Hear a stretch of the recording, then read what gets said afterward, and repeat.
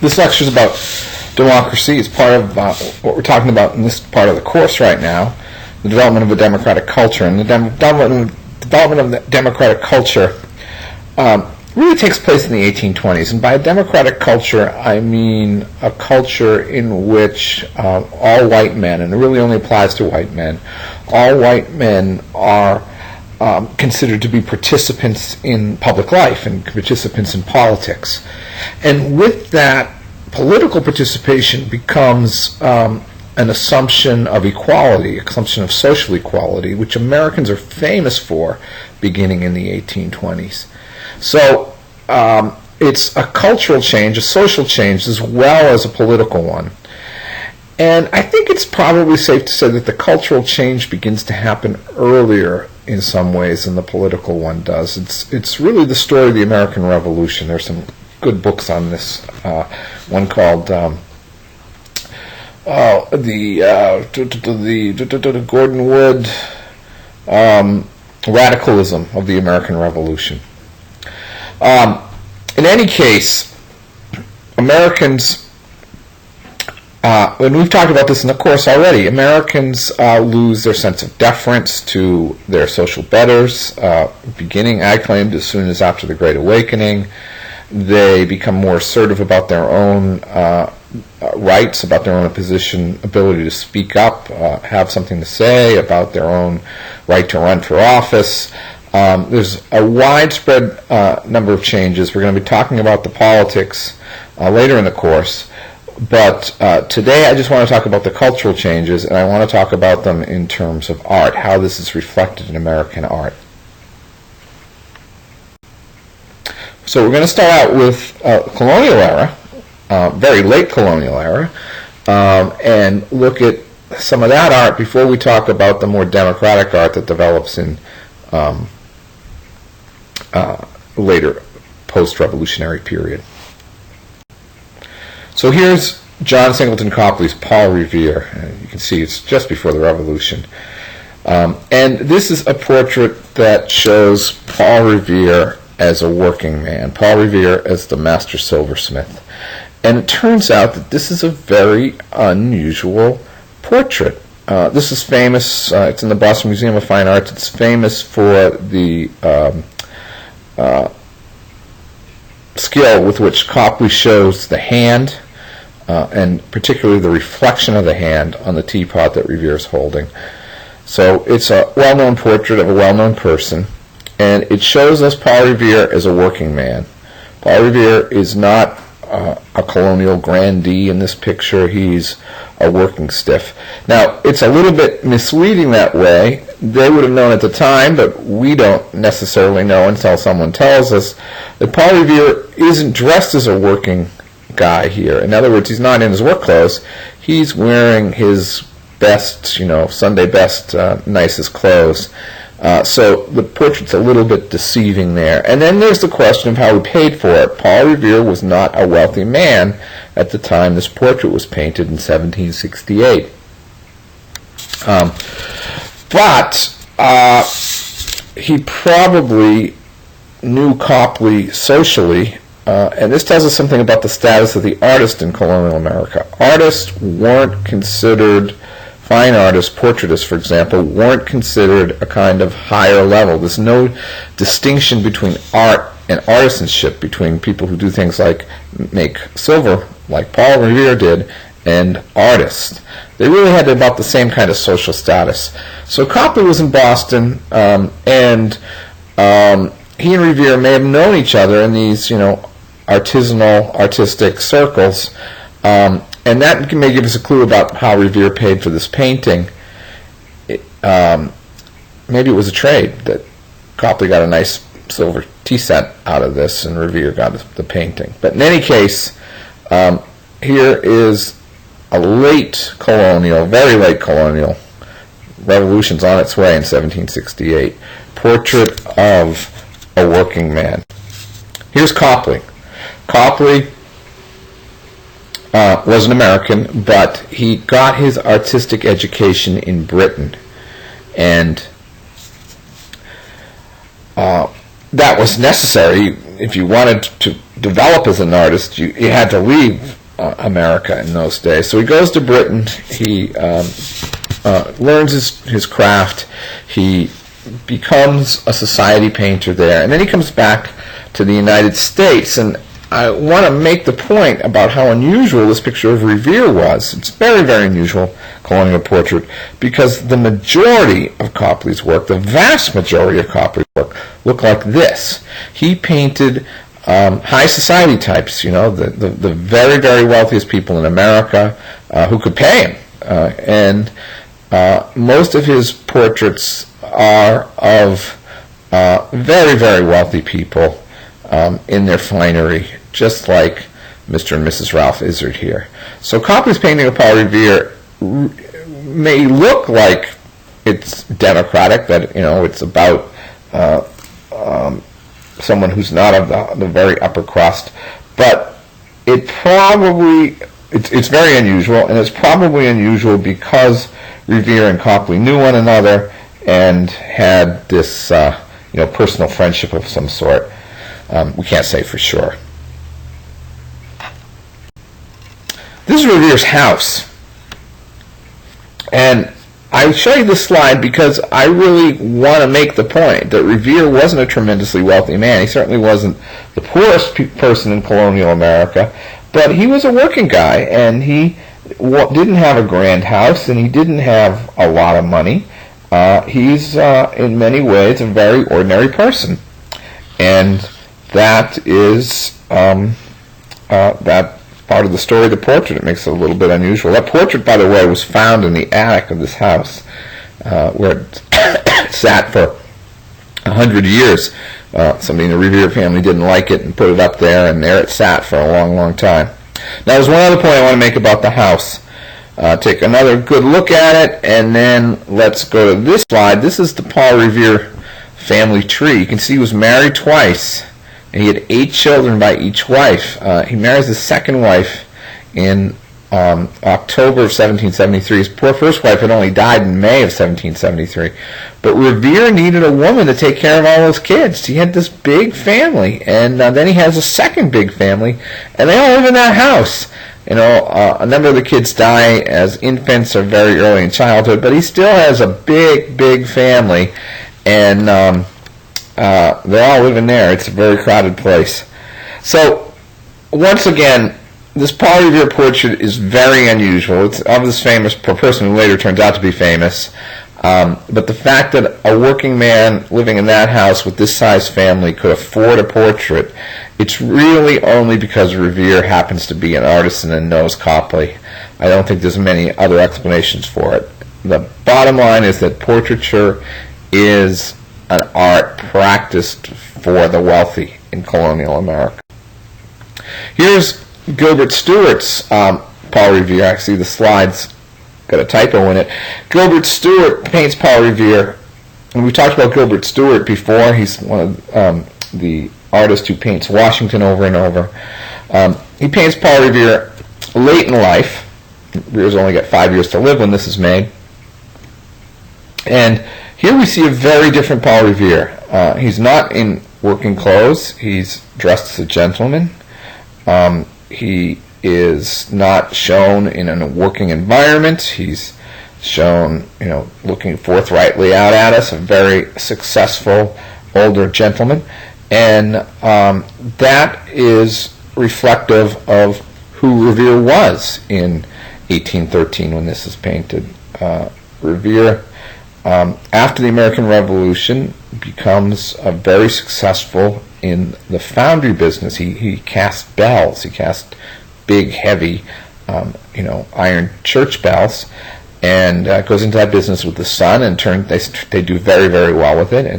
And Revere's a wealthy man by the time this portrait's painted. So it's a very different type of portrait, and this kind of shows the aspirations of the early republic, that you move from your working life, if you're lucky, and wind up as a gentleman. And Revere is very much a gentleman in this latter portrait. Okay, now let's talk about some of the changes the Revolution brings about and see how they're reflected in art. Some of these things I've talked about already. Here's Gilbert Stuart's, one of Gilbert Stuart's three portraits of George Washington, the three that he painted from life. This one, the Lansdowne portrait, was commissioned. It was commissioned by an English nobleman who admired George Washington. And it remains in England at this guy's house, the family estate. So this is just a reminder of what we talked about when we talked about George Washington being depicted in art. George Washington, the Republican hero. George Washington, the model citizen for the new United States, and so forth and so on. So here he is, looking noble as we'd expect him to look, making a gesture indicative of some wise point or great thing, holding a sword in his hand because his heroism and his is tied to his military career, and so forth and so on. And here's Gilbert Stuart. Gilbert Stuart's another American who was trained in Britain. That's the way you got good in those days, and comes home and becomes a painter, just like Copley, of the wealthy, and certainly George Washington's one of them. Here's the famous Gilbert Stuart portrait, the one that becomes the basis of the dollar bill, and every school book's portrayal of George Washington. That's what we think of when we think of George Washington, that likeness, thanks to Gilbert Stuart and the fact that he copied it over and over and over. And finally, another one we've looked at before, Charles Willson Peale's portrait of Washington at Princeton. And once again, here we have the Republican hero and the defeated British flag at his feet and so forth. Somebody all Americans can look up to as a great model. And there's Peale's self-portrait. Again, late in life. Again, in fact, only 5 years before his death. And as I've told you, Peale is a very, very patriotic American. He was a revolutionary soldier. He was a huge admirer of Washington. He started this museum of American items and American goods, and saw his portraiture of Washington as very much a patriotic act. And here we have somebody else who obviously thought the same thing. And this is a very, very common view of Washington, this bust of the hero. And I would point out to you something that some people just don't notice when they look at this. Oh yeah, there's George Washington. What's Washington wearing? Well, it turns out that he's wearing a toga. And George Washington is portrayed wearing togas all over the place. And again, this goes back to our previous lecture.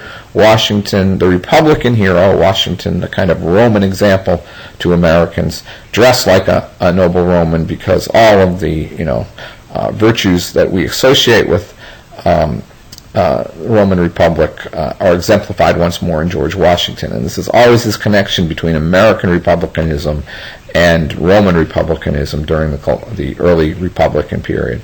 And Washington is the absolute exemplar of that. But we're still not talking about democracy. Here's another George Washington piece of art, kind of like what I showed you before. This is Virtue weeping over the tomb of George Washington. This is very, very direct, absolutely unsubtle connection between George Washington and virtue. And we've went over the reasons why that's the case, and all Americans admire him for his great virtue and so forth. And then lastly, our last depiction of Washington is a mid-19th century, 1851. And here we have a very, very famous painting. Litz, by the way, was a German immigrant, but also obviously a very patriotic American.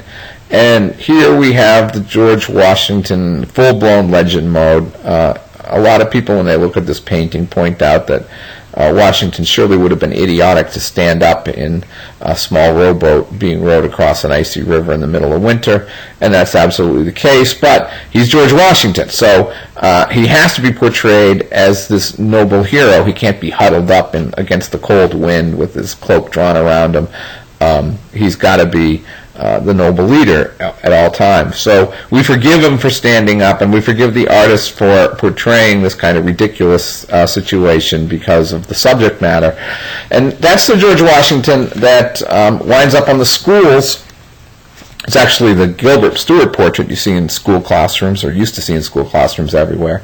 But this kind of image of Washington, that's the Washington that's seared into the public consciousness of Americans, certainly by the mid-19th century, and actually well before. So we have this tradition in art, in American art, of Republican heroism being portrayed and the great leaders of the Revolution and all that, but we're still not quite to the point where we can talk about democratic art. We can talk about Republican art and the emulation of Rome and so forth, but we can't talk about democratic art, not quite yet anyway. One more, well actually a little more democratic because he's a little more of an average man. We have Hiram Powers' Benjamin Franklin, this very nice statue, nice marble statue of Franklin. And Powers solves a structural problem, making the statue stronger by having Franklin lean on this tree stump.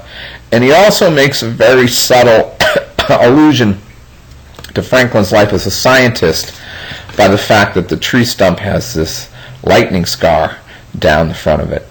And it's a really nice piece of work, I think. Powers is a very talented sculptor. So Benjamin Franklin is not dressed in his finery. He's got his hair loose, and we've discussed all that before. This is Benjamin Franklin, the countrified American, who also happens to be a genius. All right, now we can get to the point where we can start to talk about democracy and how that begins to appear in art. So let's get to it. Now this is, this is just an illustration from a book, but this is such a great story, and it's so indicative of the change that I want to get to. So let me tell you the story and explain what's going on here. It's about these two men who are riding horses in opposite directions, and they get to a point where the road they're on crosses a river, or a stream. It's not wide enough to have a bridge, or deep enough. So it's a hot summer day, and they both stop to allow their horses to drink. And the horses kind of wander toward each other. Been told that happens. And the horses are drinking and cooling off and relaxing, and the men are waiting. And one of them, the one on the left in the picture, is a minister. And we know he's a minister because of his hat, because of his coat, because of the fact that he's in black. He's in a kind of uniform that screams minister, just as you can spot, a priest today with the Roman collar on and the black suit. Same thing here, that this guy, everybody knows his profession by the fact that he's dressed that way. Well, he's approached by this other guy, and the conversation begins. And the other guy says, "How are you, priest?" Now, students today, a lot of my students mix up the idea of priest and minister. They think they're interchangeable words, but in fact, they're different. And it's in part a difference of religion, and it's also in part a difference of status. How the adherents of any given religion. If you're a Roman Catholic, you're taught that priests have a kind of sacramental ability that's been passed down from the apostles. That in fact they're not the same as everybody else. In other words, ministers, on the other hand, are. Ministers don't have special powers granted to them through the church.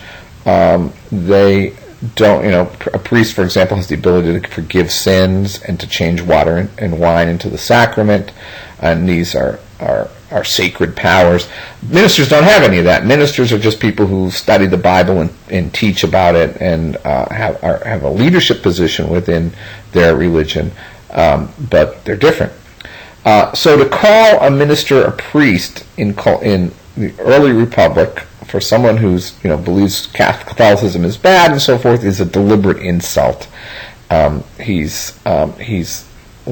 calling him a priest, he's accusing the minister of holding himself above ordinary people. It's a subtle insult. It might be missed today, but it's a deliberate slap in the face in this society. So this conversation starts, "How are you, priest?" said the stranger. "How are you, Democrat?" said the parson. "How do you know I am a Democrat?" said one. "How do you know I am a priest?" said the other. "I know you to be a priest by your dress," said the stranger. "I know you to be a Democrat by your address," said the parson. The fact that you're rude, the fact that you're deliberately trying to send a message that you don't recognize my authority means you must be a Democrat. So this is a kind of federalist view of Democrats. The Democrats are levelers. They don't believe in any kind of hierarchy. They're obnoxious. They're crude. Democracy is the kind of the political attitude of the lowlifes. So that's one way to think about it. Another way to think about it is that this shows us social change in action. All of these things I talked about, the decline of deference in the late colonial period after the Great Awakening, the attitudes of the American revolutionaries, the attitudes of a guy like Matthew Lyon, that we need to create a more egalitarian society. All of that is implicit in this, and that tension between this old way of doing things where you defer to your betters, where there's a leadership class and everybody knows who they are, to a more wide open democratic society. It's all right here, and that's reflected in American art as well. And here's a fantastic portrait that tells us all about that. It's called The Pat Lyon at the Forge, and you can guess from his name that Pat Lyon was Irish, and he was indeed an Irish immigrant to Philadelphia. And he's painted in 1829 as a very successful man. And this, by the way, is another big painting. It's like that George Washington painting at Lansdowne. This is a fully life-size portrayal of Pat Lyon. It's a big canvas. It must be 10 feet tall. And it's expensive to make, and it's pretty grand. So Pat Lyon at the Forge. And we know for Pat Lyon to be able to have afforded this painting that he was doing pretty well. He was not just a blacksmith, as he's portrayed here, but he's also a successful entrepreneur and very successful businessman in Philadelphia. So there are a couple of stories behind this painting. Pat Lyon commissions John Nagel to paint him in 1829 and tells Nagel what he wants. "I want myself life-size, da-da-da-da." And Nagel says, it's going to be expensive. Lyon says, "I know, I've got the money, I can afford it, this is what I want."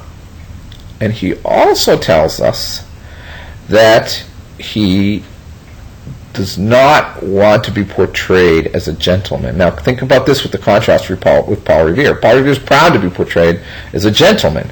And by gentleman, I don't mean the way we use the word today, where it's just a kind of a polite way to talk to a man. A gentleman is really separate from the average run of men in the 1700s and 1800s. To be a gentleman implies that you don't work with your hands. It implies that you're consider yourself kind of above the ordinary level of man.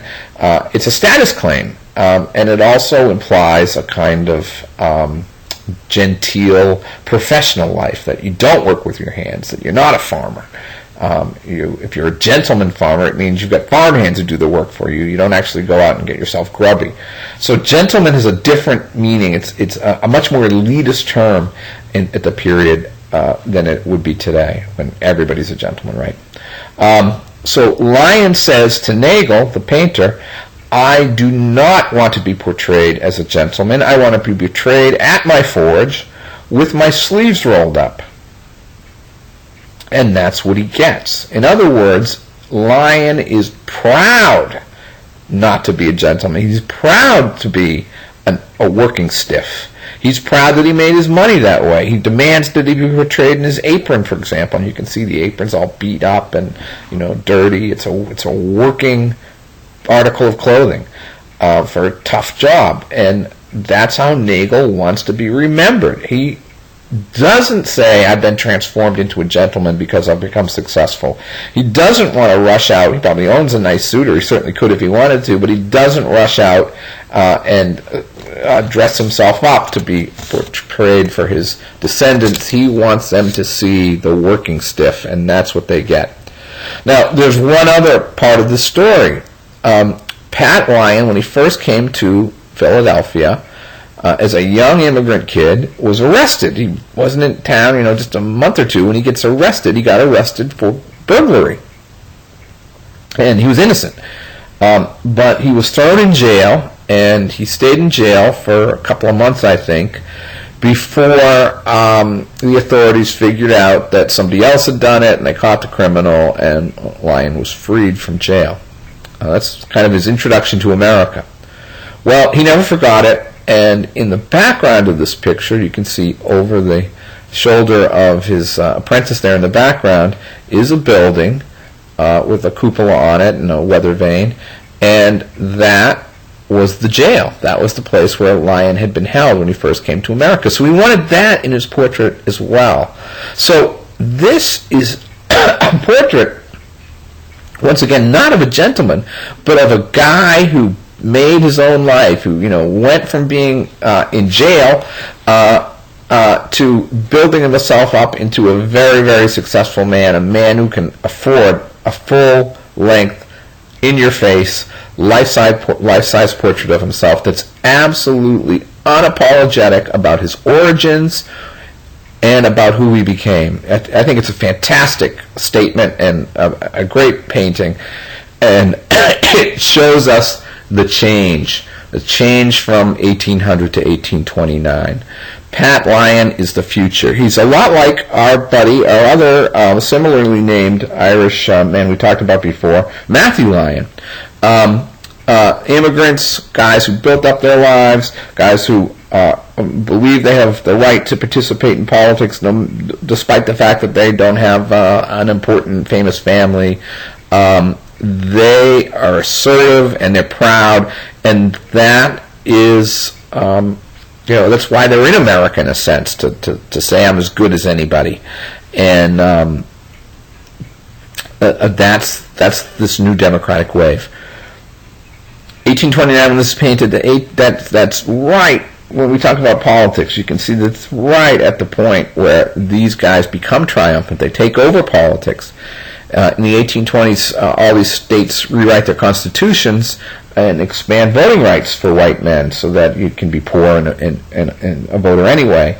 And 1828 is the year that Andrew Jackson, who's the hero of the ordinary farmers and the small businessmen and the men who work with their hands, he becomes president. So democracy triumphs in 1828. So we get this portrait here that's made right at that point, and we can really see the democratic culture coming into play here. And again, compare it with the Paul Revere portrait, and you see how the world has changed. All right, so democracy becomes triumphant, and American men are famous in the 1830s and 40s for bragging, and well beyond that actually, the 1850s, 60s, 70s as well, for bragging about their democratic society and how great it is.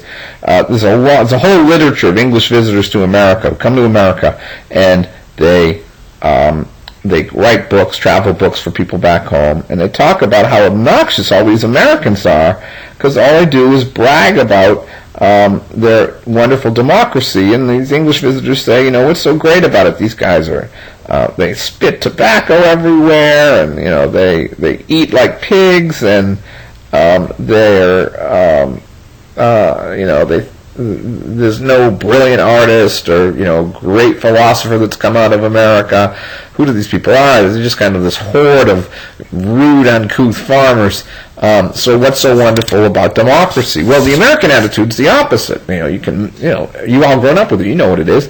You can in this country you can make yourself anything you want to be, and that you're as good as anybody, and your opinion counts. And people earn leadership positions. They are not born into them, and that this is the great hope for ordinary people. Well, that kind of debate, that kind of attitude is what's triumphant in the 1830s and 40s and 50s. And again, back to the thesis of this lecture, it's reflected in the art. So let's look at some of this. This is George Caleb Bingham's county election from 1852. Bingham, unlike Copley, unlike Gilbert Stuart, was not trained in Europe. And again, that's the difference between 1800 and the 1850s. Bingham was from Missouri, and he spent most of his life in Missouri. I think he goes to Philadelphia at one point in his life to go to art school, but you can do that in America now. And he's largely self-taught as a painter. So what do we see here in 1852? We see this new democracy, which by the 1852 is now 25, 30 years old, in full-blown uproar. It's an election. It's an election in Missouri, and what do we see? Well, we see a voter, the guy in the red shirt at the top of the painting, is about to vote. He's taking the voter's oath. The official, the man in the blue coat, is giving him the vow to say, and then he's going to take place, in the election. He's going to use his democratic right to choose his representatives. Behind him, there's a man in yellow pants and a white shirt and a hat who is looking toward another guy who's tipping his hat and offering him a piece of paper, also in a blue coat. Now, the one who's handing out the paper is a candidate, and the paper itself is a pre-printed ballot with his name on it, and he's asking the voter to use it to vote for him, in other words. Now, this guy, there's no rule that you can't be within 300 yards of the ballot place or anything like that. This is retail politics, last minute. Please vote for me, sir. I'm here to become your representative, and so forth and so on. So that's the heart of the issue right there, the voting. Behind the official giving the oath on the porch there are a couple of guys who are election officials who are tabulating the votes and keeping track of lists of names and that kind of thing.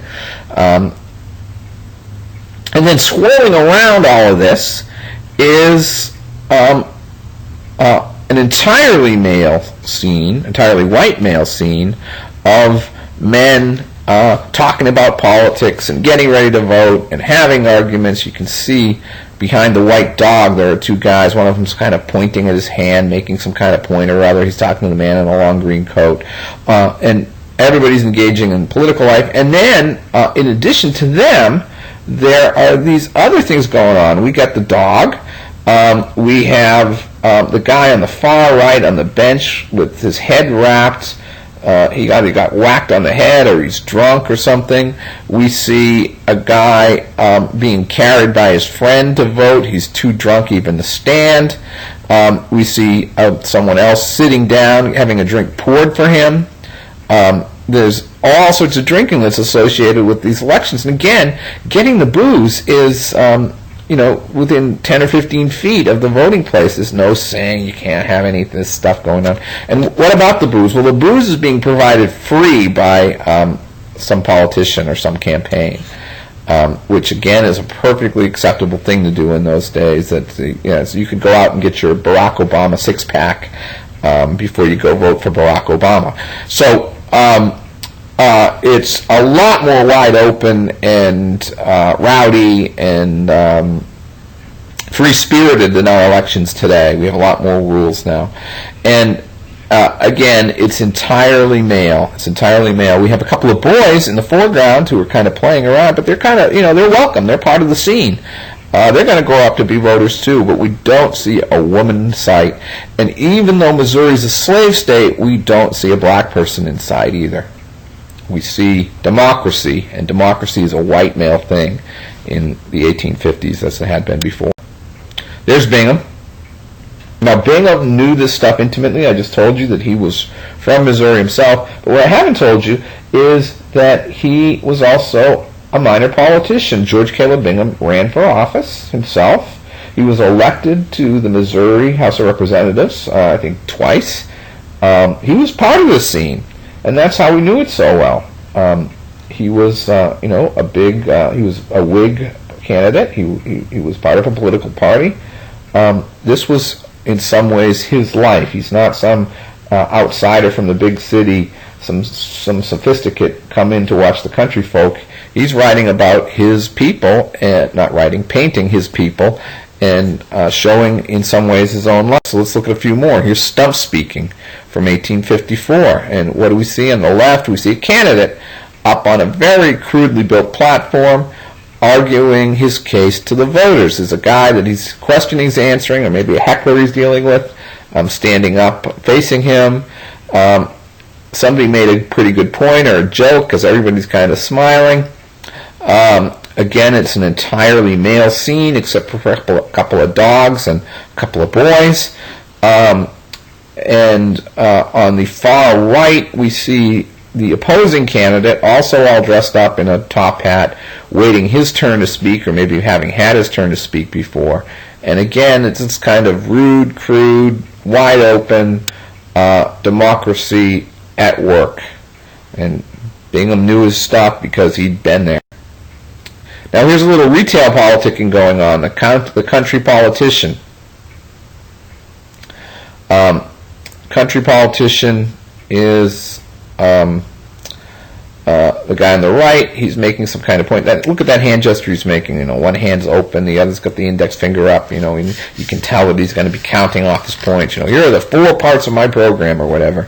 And these 2 old guys are listening and taking it in and deciding whether they want to vote for this character in a country store. Very low level, absolutely retail politics. One voter at a time, you convince to vote for you.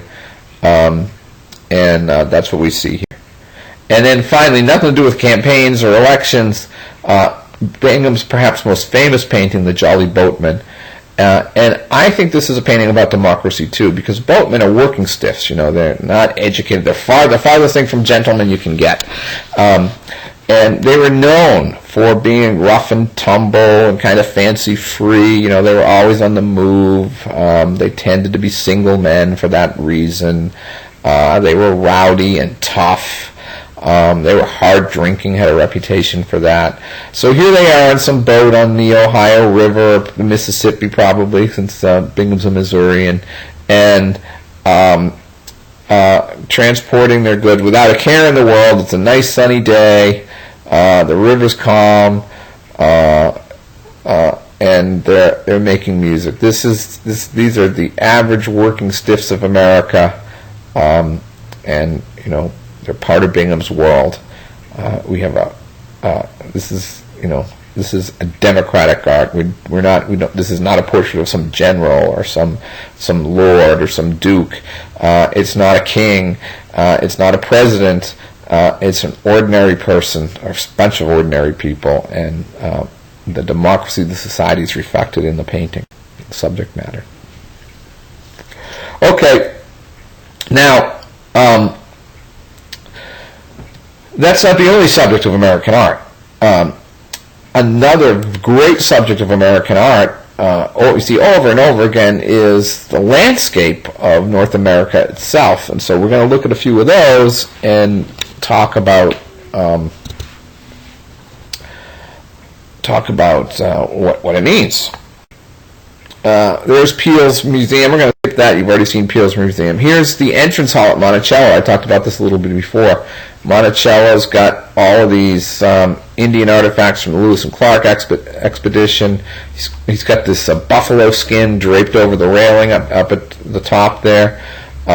Jefferson was kind of like a big overgrown prepubescent boy in some ways. He liked to have his collection of cool stuff, and his entrance hall at Monticello was his ultimate collection of cool stuff, and it's on display for all his pals and visitors.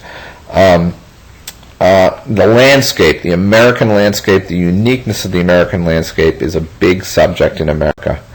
Here's a very early example, John James Audubon's Flamingo in 1838. Audubon, as you may know, spent years and years meticulously drawing all the birds of America, and publishes this fantastic book called Birds of America, which is nothing but paintings like this. And so this is kind of celebration of the American, not landscape, but the American creature. And these birds are all very, very exotic creatures from the standpoint of a European. Very, very uniquely American. Great art. Here's a much more typical example of what we'll be talking about, though. This is Thomas Cole's view from Mount Holyoke in Mount Holyoke, Massachusetts. Not terribly far from here. You can drive there in 2.5 or 3 hours. And a couple of things to note here. One is the scale of the landscape, and we want to know that it's really big because Cole puts himself in the landscape. You can see the artist right below the island by that rock. He's there in a little top hat. And that gives us a sense of the scale of this landscape, that the human being is very, very tiny in comparison. The other thing to note is that it's really two landscapes. We have one on the right where the sun is out, and that landscape is the landscape of domesticity. This has been tamed. The trees have been chopped down. It's been turned into productive farmland, and there it is, peaceful and calm, just like you'd expect. But on the left, we see a mountain with all sorts of tangled trees that are, kind of scary looking. And the sky on the left is a stormy sky about to unleash all sorts of harsh wind and rain upon the landscape. It's wild, it's untamed, it's scary. We have that jagged tree stump where lightning had struck the tree. This is nature to be in not as calm and beautiful, but as a little bit scary and wild and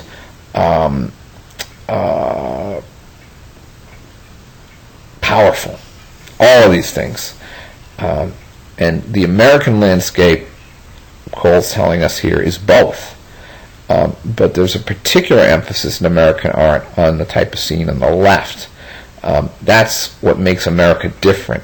England, they have it's always like on the right. They've been farming in the same places for 1,000 years, and there's some 800-year-old church in the background, and the village has been there since the beginning of time, it seems, and every inch of it's been tamed and so forth. That's Europe. America's different. We still got this wild, untamed, primeval landscape that's very, very different from anything the Europeans have, and that's a big, big theme in American art. Let's take a look at some more. There's Cole himself. Didn't have a terribly long life. Here, I think we got 2 more of his paintings, maybe 1. Here is his home in the woods, and we see this domestic scene, with a nice little house, family, little kids around, dad coming back with some fish and so forth. But right behind it, civilization's barely clinging to the edge of this landscape. We see this not only wild, untamed landscape like he showed us before, but this majestic mountain, this enormous mountain in the background, looming over everything. Just the power and sheer size of the American wilderness is on display here.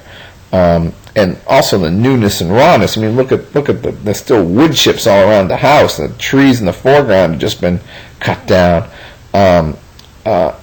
Civilization is new in this environment, and the power and strength and size of the wilderness are the real subjects here.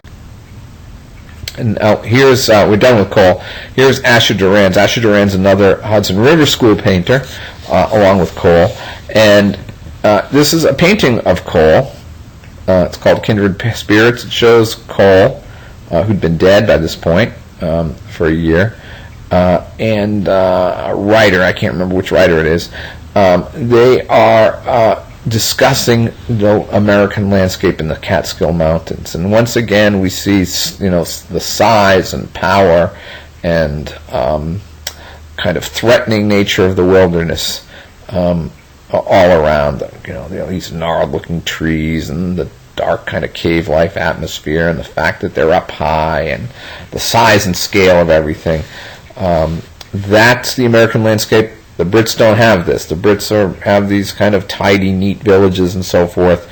We've got this gigantic, astoundingly, mind-boggling large landscape of a wilderness full of bears and, mountain lions and what have you. It's dangerous and wild still. Close up. That. And here is Frederick Church's Niagara. Now, Niagara was a big painting. It was meant for public display. It was something like 20 feet wide and 12 feet high or something. It's huge, and the hugeness of the painting is part of the idea, because that's kind of Church's theme here. The scale of America, the power of the wilderness. You get the notion that Niagara Falls is thundering by while you're there. Just a huge, huge sight. And if you've been to Niagara Falls, you know what he's trying to get at. It's so powerful. The water's just pouring over. And it's gigantic. And that's what Church is trying to achieve. And again, the message to the Europeans is, you have nothing like this, that our landscape is so powerful and vast and awe-inspiring. He's attempting to achieve this effect that was known as the sublime. And what does sublime mean? Well, sublime is the state of being in awe about something, and that awe also being slightly tinged with fear. You're a little bit scared by Niagara Falls because, what if you fell in? You'd be drowned instantly. It's scary. It's so powerful and vast, it makes you feel like an ant. That's what the feeling of sublime is. At the same time, it's so impressive and grand and beautiful, so you have this kind of dual reaction of awe, wow, and at the same time, ooh, it's a little bit scary. That's what the sense of the sublime is. And that's what Church is after here. And the idea is the American landscape provides the sublime. Very famous other example, late for us, 1865, Civil War is over, or about to end, and the Yosemite Valley is first discovered by white people. Just before this, so Bierstadt goes to the Yosemite Valley in California and paints, and if you've ever been to Yosemite, it really is sublime. It's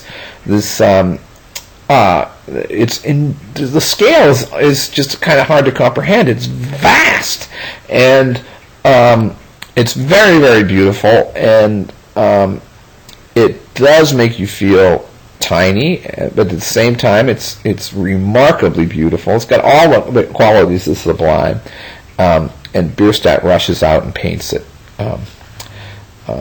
Yosemite really makes a splash when it was first discovered. Okay, George Catlin's a little earlier. Actually, I guess it isn't. Painting of Native Americans is a little bit in with this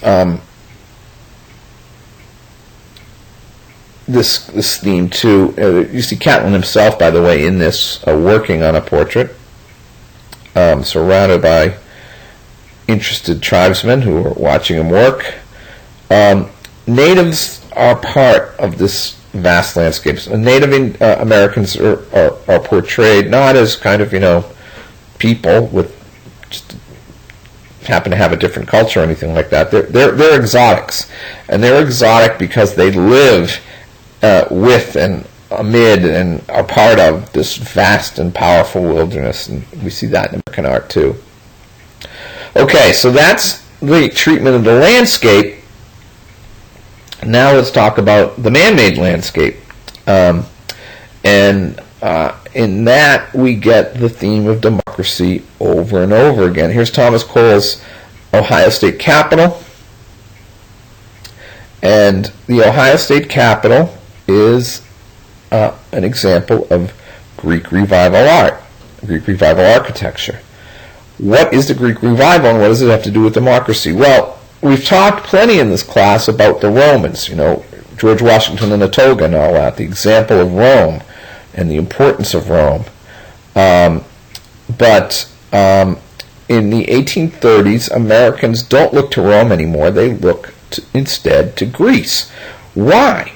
Well, because Greece is the classical culture in which democracy was invented. And Americans are less interested in the Romans because the Romans were very elitist, and this Roman Senate, and the senators are very rich and powerful and so forth, but we're interested in ordinary people and the power of ordinary people, and that's what Greece provides.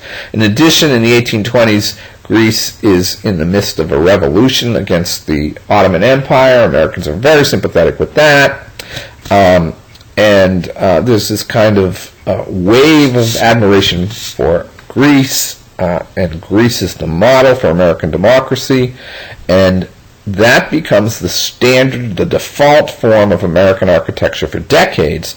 And you can find Greek Revival architecture all over the eastern United States, particularly in the Northeast, as far west as Ohio. So here we are in central Ohio, Columbus, Ohio. And the Ohio State House, which has begun in 1838, is begun as this Greek Revival building. Now, how do you spot Greek Revival architecture? Well, the columns are almost always a giveaway. And see the pediment, that triangular pediment right below the cupola? That's a big giveaway, too. The rule of thumb is the more a building looks like a Greek temple, the more you can be sure that it's a Greek Revival building. The more it looks like the Parthenon, the more it's Greek Revival. Here's the Vermont State House. This is the third Vermont State House. The first one was wood and burnt. The second one also burnt, but was made of granite, and this is the third one. Now, the only part of the second building that survives, it's incorporated into the third one, is the portico there. So we see these Doric columns, and the pediment above, the triangular pediment. It looks, especially if you take the central part of the building and below the dome, it looks like nothing so much as a Greek temple.